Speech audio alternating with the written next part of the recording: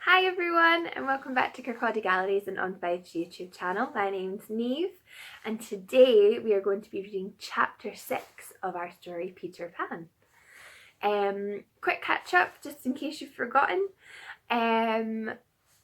Just as we left our story last week, we had met Peter's lost boys in Neverland, the pirates and the Redskins.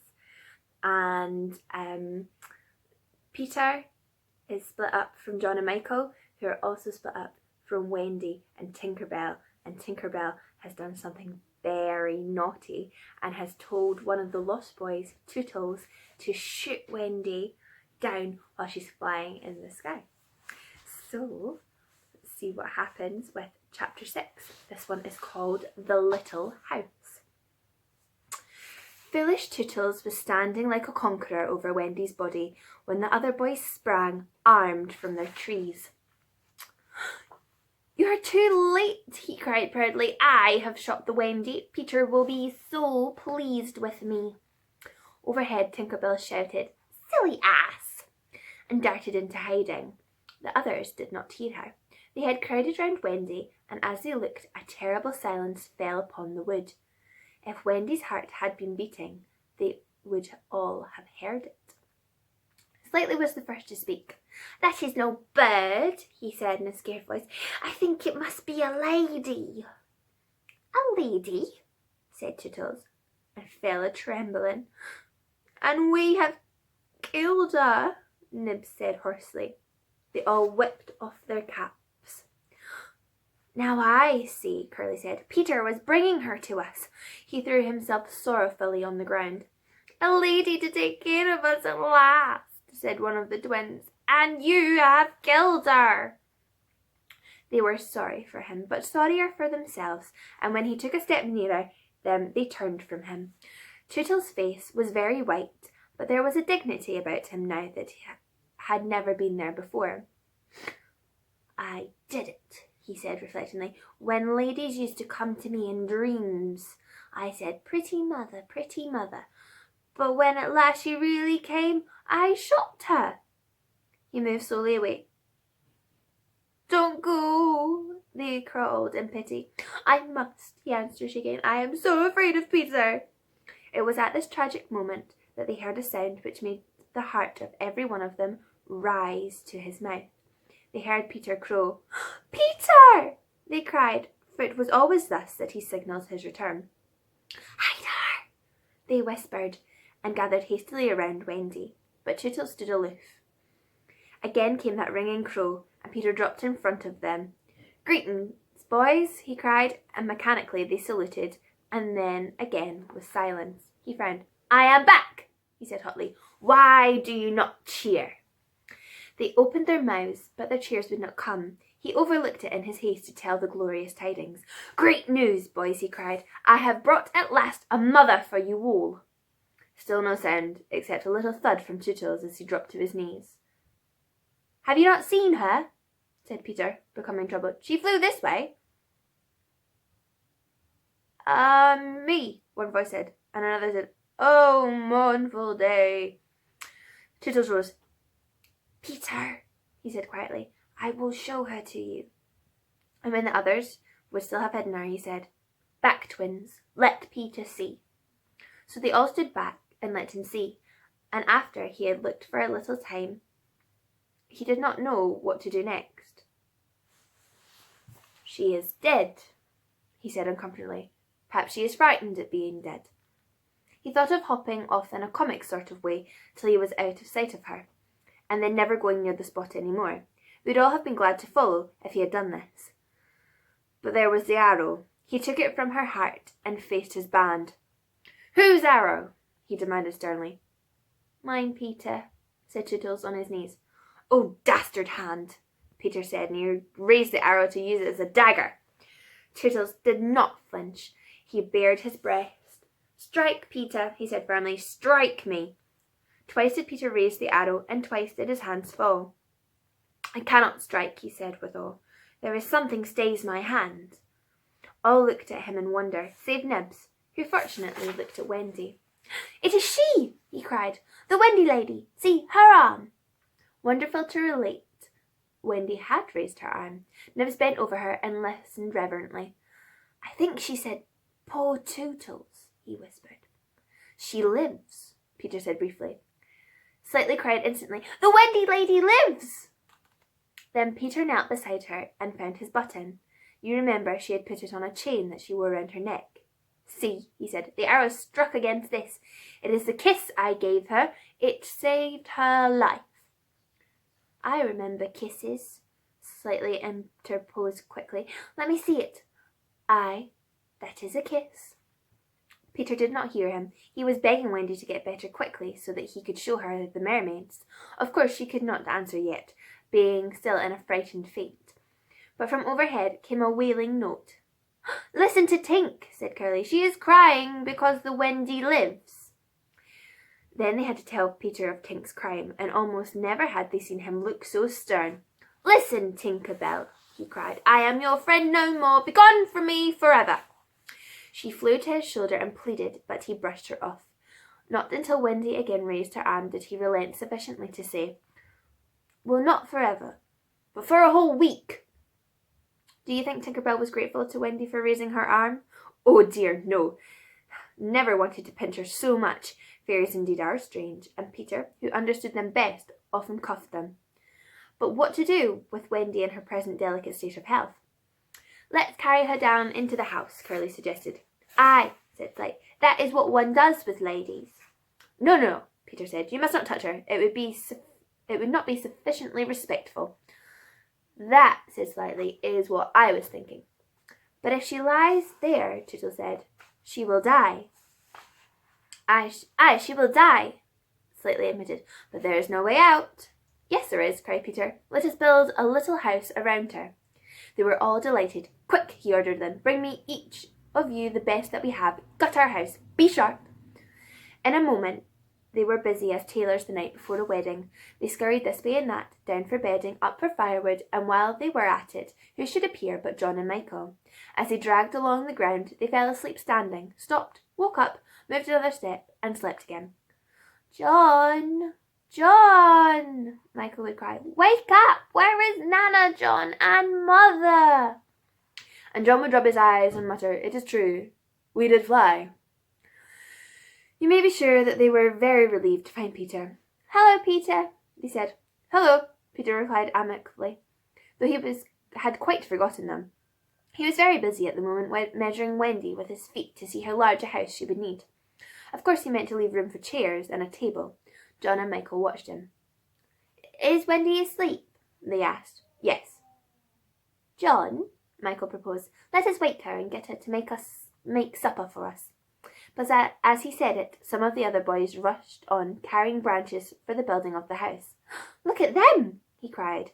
"Curly," said Peter, in his most captainy voice, "see that these boys help in the building of the house." "Aye, aye, sir." "Build a house?" exclaimed John. "For the Wendy," said Curly. "For Wendy?" John said aghast. "Why, she is only a girl." "That," explained Curly, "is why we are her servants." "You, Wendy's servants?" "Yes," said Peter, "and you also. Away with them." The astounded brothers were dragged away to hack and hoe and carry. "Chairs and a fender first," Peter ordered. "Then we shall build the house round them." "Aye," said Slightly, "this is how a house is built. It all comes back to me." Peter thought of everything. "Slightly," he ordered, "fetch a doctor." "Aye, aye," said Slightly at once, and disappeared, scratching his head. But he knew Peter must be obeyed, and he returned in a moment, wearing John's hat and looking solemn.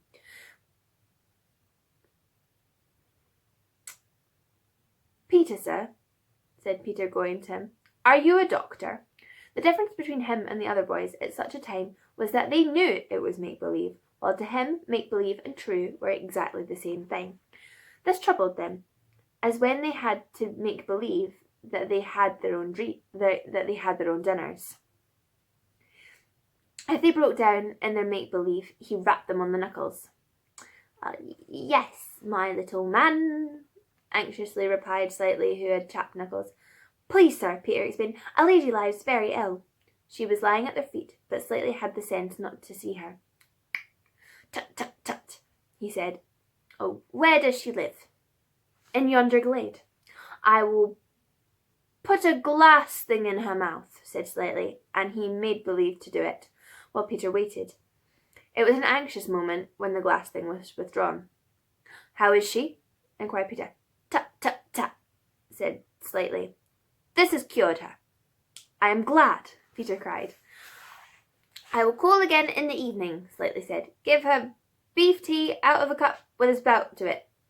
But after he had returned the hat to John, he blew big breaths, which was his habit on escaping from a difficulty. In the meantime, the wood had been alive with the sound of axes. Almost everything needed for a cosy dwelling already lay at Wendy's feet. If only we knew, said one, the kind of house she likes best. Peter, shouted another, she is moving in her sleep. Her mouth opens, cried a third, looking respectfully into it. Oh, lovely. Perhaps she is going to sing in her sleep, said Peter. Wendy, sing the kind of house you would like to have. Immediately, without opening her eyes, Wendy began to sing. I wish I had a pretty house, the littlest ever seen, with funny little red walls and a roof of mossy green. They gurgled with joy at this, for by the greatest good luck the branches they had bought were sticky with red sap, and all the ground was carpeted with moss. As they rattled up the little house, they broke into song themselves. We've built the little walls and roof and made a lovely door. So tell us, Mother Wendy, what are you wanting more? To this she answered rather greedily. Oh, really, next I think I'll have gay windows all about, with roses peeping in, you know, and babies peeping out. With a blow of their fists they had made windows, and a large yellow leaves were the blinds. But roses? Roses? Cried Peter sternly. Quickly they made believe to grow the loveliest roses up the walls. Babies? To prevent Peter ordering babies, they hurried into song again. We've made the roses peeping out, the babies are at the door. We cannot make ourselves, you know, 'cause we've been made before. Peter, seeing this to be a good idea, at once pretended that it was his own. The house was quite beautiful, and no doubt Wendy was very cosy within, though, of course, they could no longer see her. Peter strode up and down, ordering finishing touches. Nothing escaped his eagle eye. Just when it seemed absolutely finished. There's no knocker at the door, he said. They were very ashamed, but Tootle gave the sole of his shoe, and it made an excellent knocker. Absolutely finished now, they thought. Not a bit of it. There's no chimney, Peter said. We must have a chimney. It certainly does need a chimney, said John importantly. This gave Peter an idea. He snatched the hat off John's head, knocked out the bottom, and put the hat on the roof. The little house was so pleased to have such a capital chimney that, as if to say thank you, smoke immediately began to come out of the hat. Not now. Really and truly, it was finished. Nothing remained to do but to knock. Oh, look your best, Peter warned them. First impressions are awfully important. He was glad no one asked him what first impressions are. They were all too busy looking their best. He knocked politely, and now the wood was as still as the children, not a sound to be heard except from Tinker Bell, who was watching from a branch and openly sneering. What the boys were wondering was how anyone would answer the knock. If a lady, what would she be like? The door opened and a lady came out. It was Wendy. They all whipped off their hats. She looked properly surprised, and this was just how they had hoped she would look. Where am I? She said. Of course Slightly was the first to get his word in. Wendy Lady, he replied. For you we have built this house. Oh, say you're pleased, cried Nibs. Lovely darling house, Wendy said.